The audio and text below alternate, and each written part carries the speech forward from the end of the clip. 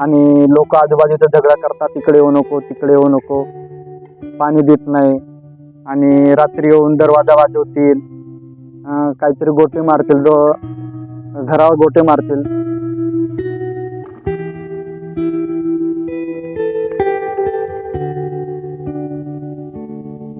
त्यांना काही करू शकतील पाटील लोक, जागेसाठी जाण घेऊ शकतील, यांना मारून टाकतील, काही करतील. पण माझे आई वडील कसेच राहत, ते पागल राहत, कसेच राहत, पण ते माझ्यासाठी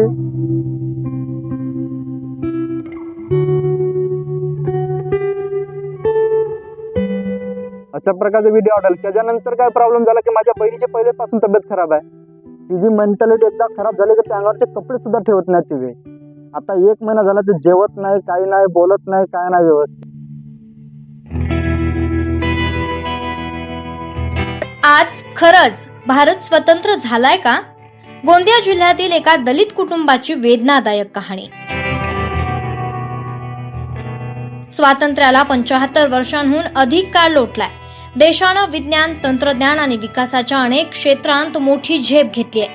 मात्र आजही समाजातील काही घटक मूलभूत सुविधांसाठी संघर्ष करत असल्याचे वास्तव परिस्थिती समोर येतेय.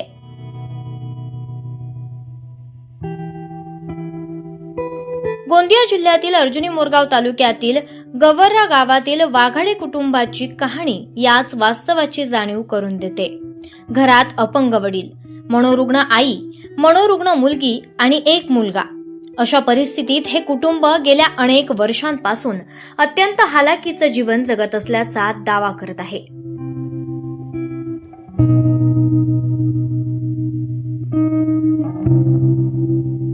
शोभाताई वाघाडे यांनी आपल्या कुटुंबाचा उदरनिर्वाह करण्यासाठी अनेक संकटांचा सामना केला. कधी समाज मंदिरात रात्र काढली, तर कधी इतरांच्या घरी कामे करून कुटुंबाचा सांभाळ केला. मात्र आजही त्यांचं घर अत्यंत जीर्ण अवस्थेत असून पावसाळ्यात छप्पर गळतं आणि भिंती कोसळण्याची स्थिती असल्याचंही दिसून येतं.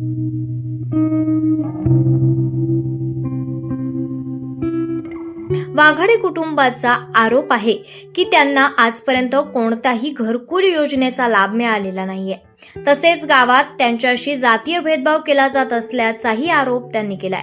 कुटुंबाच्या म्हणण्यानुसार गावठाण परिसरात सार्वजनिक पिण्याचे पाण्याची व्यवस्था नसून अनेकदा पिण्याच्या पाण्यासाठी दुसऱ्या गावात जावं लागतं. काही वेळा 2-2 दिवस आंघोळीसाठी पाणी उपलब्ध होत नसल्याचा त्यांनी दावा केलाय. याशिवाय रात्री घरावर दगडफेक होणं, दरवाजे वाजवून त्रास देणं आणि घरातील मनोरुग्ण सदस्यांना मानसिक त्रास दिला जात असल्याचेही गंभीर आरोप या कुटुंबाने केलेत. शोभाताई वाघाडे म्हणाल्यात, आम्ही गरीब आहोत, दलित आहोत म्हणून आम्हाला न्याय मिळत नाही का?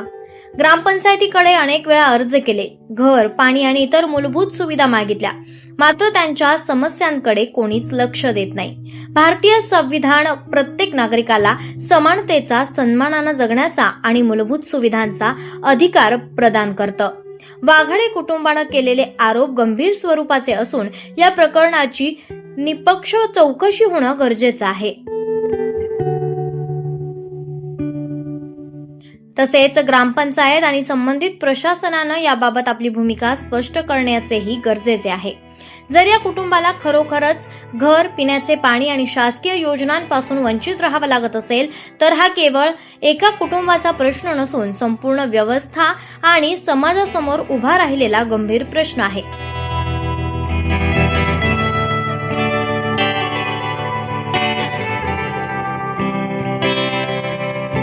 एकीकडे आपण माझा भारत महान असं म्हणतो, तर दुसरीकडे काही नागरिकांना आजही पिण्याचे पाणी, सुरक्षित निवारा आणि मूलभूत सुविधांसाठी संघर्ष करावा लागत आहे. हा वृत्तांत कोणावर आरोप करण्यासाठी नसून एक गरजू कुटुंबाचा आक्रोश प्रशासनापर्यंत पोहोचवण्याचा प्रयत्न आहे.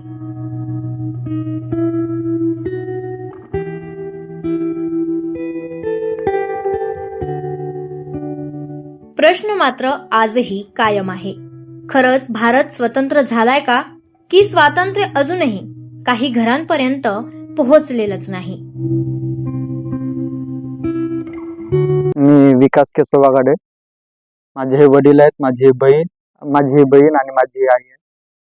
तर मला फक्त एवढंच सांगायचं की आई ह्या ठिकाणी आता तर माझ्या दृष्टिकोनातून म्हणजे 10 वर्षापासून ह्या ठिकाणी आई राहत आहे. तर आई राहण्याचा उद्देश म्हणजे हाच आहे, एकच आहे की घरातल्या लोकांचा त्रास, वडिलांचा त्रास, ह्या सगळ्या गोष्टीच्या त्रासामुळे आई आपल्या पोरीला ठेवून मला हॉस्टेलला टाकून आपल्या पोरीसोबत ह्या ठिकाणी राहत होती. तर ह्या ठिकाणी राहण्याचा म्हणजे उद्देश तिचा हाच आहे की बाबा लोकांचा आपल्याला त्रास नको आणि आपल्यामुळे लोकांना त्रास नको, पुन्हा त्रास नको, पोरगा नाही जवळ, कोण नाही जवळ, त्यामुळे ह्या ठिकाणी आई आपली राहत होती. आणि मी हॉस्टेलला असल्यामुळे आईसोबत किंवा आईच्या घराकडे किंवा आईकडे मी लक्षच देऊ शकत नव्हतो.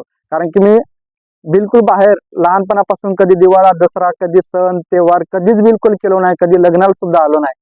फक्त आईच्याच म्हणजे फक्त आईमुळेच मी फक्त बाहेर होतो. तर मला त्रास फक्त एवढाच आहे की आई कधी फोन करते तर ते आपले म्हणजे जे परेशान सांगते की मला बऱ्याच दिवस दूरपासून पाणी आणावं लागते आणि लोक आजूबाजूचा झगडा करतात, तिकडे येऊ नको, तिकडे येऊ नको, पाणी देत नाही आणि रात्री येऊन दरवाजा वाजवतील, काहीतरी गोटे मारतील, घरावर गोटे मारतील. मला काय तेवढा काय बोलता येत नाही, पण मी काय बोलावं पण हे पण मला समजत नाहीये की बाबा आमच्या घराण्यात म्हणजे सगळ्यांचीच मेंटॅलिटी एकदम खराब आहे. वडील पण तेव्हा काय बोलू शकत नाही, वडिलांची मेंटॅलिटी खराब, आईची मेंटॅलिटी खराब, बहिणीची मेंटॅलिटी खराब, ह्या सगळ्यांची मेंटॅलिटी खराब आहेत. पण त्यांनी तेवढी मेंटॅलिटी खराब असताना सुद्धा मला शिकवलं, लहानपणापासून हॉस्टेलला टाकलं, व्यवस्थित केलं. आज फक्त माझी एवढीच इच्छा आहे की माझ्या आईवडिलांना कुठलाही त्रास नको. त्यांना असंच वाटतं, मला एवढंच वाटतं की बाबा ते घरामध्ये सुखात राहत, जो काही घर आहे त्यांचा लहानचा असू द्या मोठा असू द्या, घरामध्ये सुखात राहत, त्यांना पाण्याची सोय केली जावं. आणि त्यांना माझ्या आईला आणि बहिणीला एवढा त्रास आहे की आजूबाजूचे जे लोक आहेत ते घराच्या पाठीमागे येऊ नको, किंवा आलीस तर तुला मारून टाकून तुला रक्ताचा लाल सला करून टाकीन, अशा प्रकारचे, किंवा संभारीला ह्या गावात ठेवणार नाही आम्ही, ह्या संभारीला या गावात ठेवायचंच नाही आम्हाला, हे हेंदळे आहेत, असे आहेत, तसे आहेत, अशा प्रकारे त्यांच्या कंप्लेंट आणि मारझोड करतील, वर ते गोट्यावर म्हणजे दगड फेकून मारतील, काय अशा प्रकारची माझी आई बोलत होती. त्यामुळे मी काय केलं, बाबा नको, लोकांचा काही म्हणजे कधी काय करतील याचा काय मला भरोसाच नव्हता. त्यामुळे मी आईच्या सेफ्टीसाठी, बहिणीच्या सेफ्टीसाठी यावेळेस कॅमेरा लावलो. कॅमेरा लावून मला 2 वर्ष झाले. हा तर मला आई बऱ्याच दिवसापासून म्हणत होती, बाबा कोणतरी येतात आणि रात्रीला येऊन दरवाजा वाजवून जातात. तर मला वाटलं बाबा की दरवाजा वाजवत असेल म्हणजे काहीतरी हवा तुफान येत असेल आणि त्यामुळे दरवाजा वाजत असेल. नाही नाही म्हणते, बापू कोणतरी येते आणि रात्री दरवाजाच वाजवते. तर असा बोलल्यानंतर मी घाबरलो. म्हणलं ठीक आहे आई, आज मला एक काम कर, डबल बटन दाब. हा, कॅमेरा लावला होता, पण ठीक आहे म्हणला, एक काम कर, तू डबल बटन दाब मोबाईलची आणि मला फोन कर. मी त्यावेळेस कॅमेरा लावला होता, कारण की मला ह्या आजूबाजूचा जेवढा त्रास होता तो त्रास बघून मला माहितीच होतं की आज नाही उद्या हे आईवडिलाला त्रास देणार. त्यांना काही करू शकतील हे पाटील लोक, जागेसाठी जाण घेऊ शकतील, यांना मारून टाकतील, काही करतील. पण माझे आई वडील कसेच राहते, पागल राहत, कसेच राहत, पण ते माझ्यासाठी एकदम कॅमेरात म्हणजे त्यावेळेस आईला जसं मला फोन केला त्यावेळेस मी म्हणलं बाबा खरंच मला असं वाटलं की काहीतरी असेलच नक्की. मी लगेच कॅमेराचा मोबाईल मध्ये ओपन केल्यावर पाहतो तर खरंच तो पोरगा दरवाजा वाजवत होता. दरवाजा वाजवत होता, मी पण बेंबरीवरलो, बाबा एवढ्या रात्री नको, त्यांना मारून टाकू ते लोक, आता काय करू. मग त्या कॅमेरामधून बोलण्याचा प्रयत्न केलो, त्यावेळेस सायरन पण वाजवलं, मग तो व्यक्ती पळाला. मग अशाच प्रकारे मी 2-3 दिवसाची रेकॉर्डिंग चेक केली असं मला बघितलं मी त्यांना की बाबा एक जण ह्या रोडनं आला, हेल्मेट वापरून आला, एक दिवस त्या रोडनं आला आणि येऊन नुसतं दरवाजा वाजवत नाही. ते लोक काय करतात, येतात, थोड्या वेळ वाट बघतात, बाबा कोण आहे, येते का नाही म्हणजे घराच्या बाहेर निघते का नाही, असं 10 मिनिटं वाट पाहावं लागले. म्हणजे लपून, आता पाहुणा म्हणू शकत ना आपण त्यांना, कारण की येणारा पाहुणा दरवाजा वाजवला आणि तिथं उभा राहील खोलतपर्यंत दरवाजा, किंवा काहीतरी पहिचान सांगाल आपली. पण हे लोक काय करत होते, दरवाजा वाजवायचे आणि बाजूला जाऊन लपायचे, म्हणजे बाबा कोणतरी येते का बाहेर, आले तर त्यांना मारून टाकायचे किंवा काही त्यांच्या अपेक्षेला आपल्याला माहित नाही, अशा प्रकारचे व्हिडिओ आढळले. त्याच्यानंतर काय प्रॉब्लेम झाला की माझ्या बहिणीची पहिलेपासून तब्येत खराब आहे. तिची मेंटॅलिटी एकदा खराब झाली की त्या अंगावरचे कपडे सुद्धा ठेवत नाही ती. आता 1 महिना झाला ते जेवत नाही, काही नाही, बोलत नाही, काय नाही व्यवस्थित. वडील आता आलेत, वडील 1 महिन्यापासून स्वतः जाऊन 2 किलोमीटर अंतरावर पाणी आणतात. पाणी इथं कोणी भरू देत नाही. इथं आजूबाजूचे लोक पाणी नाही, एक घगरा दिलं का मग बोलतात. मी म्हणलं 500 रुपये महिना देतो, पण नाही मला त्यांना कोण सांगते, काय करते, काय माहित नाही. जातीनुसार तुम्हाला पाणी भरू. हा बिलकुल, आज संभाजीला इथं ठेवायचंच नाही, तिला जगण्याचा अधिकारच नाहीये. आता सरपंच पाटलाला सुद्धा पेट्रोल पंपवर एका व्यक्तीनं बोलला होता एकदा, सरपंच पाटील सुद्धा बोलला का बा ते संभाजीबद्दल कशाला बोलता तुम्ही, त्याचं बरेल आपल्याला त्या गावात ठेवायचंच ना, असं सरपंच बरेल बोलावं, माझ्याकडे रेकॉर्डिंग आहे. ज्यावेळेस वडील केसरीमध्ये होते त्या ठिकाणी पण पाटील लोकांनी रस्त्याच्या हायवेला असल्यामुळे तिथून पण उठवून टाकले त्यांना. परत वडील गेला आपल्या भावाच्या हिस्स्यामध्ये, भाऊ त्रास द्यायला लागल्यामुळे मग वडील दारू प्यायला लागलेत. मग वडिलाचे मम्मीचे भांडण व्हायला लागलेत. दारू पिल्यामुळे ते भांडण झालेत. परत आई आणि बहीणची मेंटॅलिटी खराब झाली, आईची मेंटॅलिटी खराब झाली. आईनं मग मला काय केलं, मग हॉस्टेलला नेऊन टाकले. आपले ढोणे भांडणी करून आपला दोघे बहीण आणि आई आपला म्हणजे निवारा करून राहिले.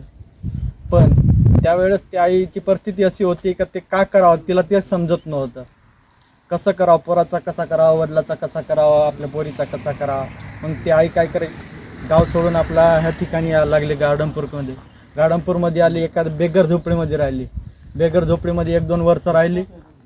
त्या लोकांनी, आजूबाजूच्या लोकांना परत बहिणीचं व्यवस्थित नसल्यामुळे तिचा किंवा तिला त्रास असल्यामुळे किंवा ते एक मेंटॅलिटी खराब असल्यामुळे त्या आजूबाजूच्या लोकांना त्या बहिणीला त्रास देण्याचं चालू केलं.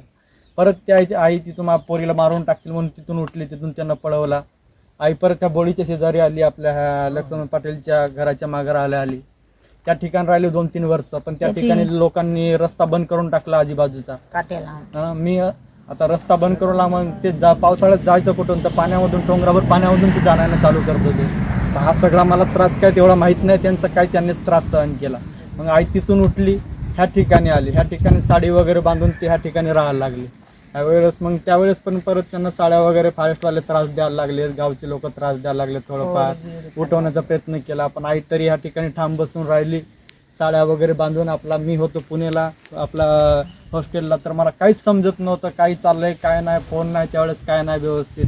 ह्या ठिकाणी आहे ना खोपडी, तिकडच्या लोकांचा सहारा करून या ठिकाणी खोपडी बांधून राहायला लागली. मला फोन करत होती का पावसामध्ये सरप येते रे, विंच येते. मग मी त्यांना काय केलं, एका लोकांची गावातल्या लोकांची विचारून पूस करून ह्या ठिकाणी चांगला म्हणजे थोडक्यात चांगला घर त्यांना राहण्यासाठी सुविधा करून दिली. सुविधा करून आता कमसे कम 10 ते 15 वर्ष ह्या गावातच राहणं त्यांचं झालं. तरी लोक म्हणजे त्रासच त्यांना बिलकुल देण्याचं बंद बिलकुल नाही आहे. त्यांना हटवण्यासाठी प्रयत्न चालू आहेत. त्यांना पाणी देत नाही. वडील 2 किलोमीटर अंतरावरून तिकडून पाणी आणते, बहीण आणते, आणि ते पाणी आणून त्यांची हालत एवढी गंभीर झाली. आई म्हणजे लोकांच्या घरी भांडे साफ करणारी, लोकांच्या घरी धुणी भांडी करणारी, आज ती अशी हालत झाली ती जी कधी स्वतःच्या घरी धुणी भांडे करू शकत नाही, स्वतःच्या घरचे भांडे साफ करू शकत नाही, आपल्या धुणा धुवू शकत नाही. यांची ती एवढी परिस्थिती गंभीर झाली. 2-2 दिवस ते आंघोळ करत नाही, काय करत नाही. मला सुद्धा कधी कसं वाटते का त्यांची एवढी दया येते का मी का करू, म्हणजे पुण्यात राहू का गावात राहू का इकडे मी स्वतः भांडे घासू, ते काय करू मलाच कळत नाही. या गोष्टीमुळे कंटिन्यू टेन्शन. तर अशा परिस्थितीमध्ये आता त्यांना पाणी मिळत नाही. उन्हाळा झाला, पावसाळा झाला सगळा. तर ह्या लोकांशी बोल, त्या लोकांना फोन करा, त्यांच्याशी बोला, कोणाकडे सहारा घ्यावा.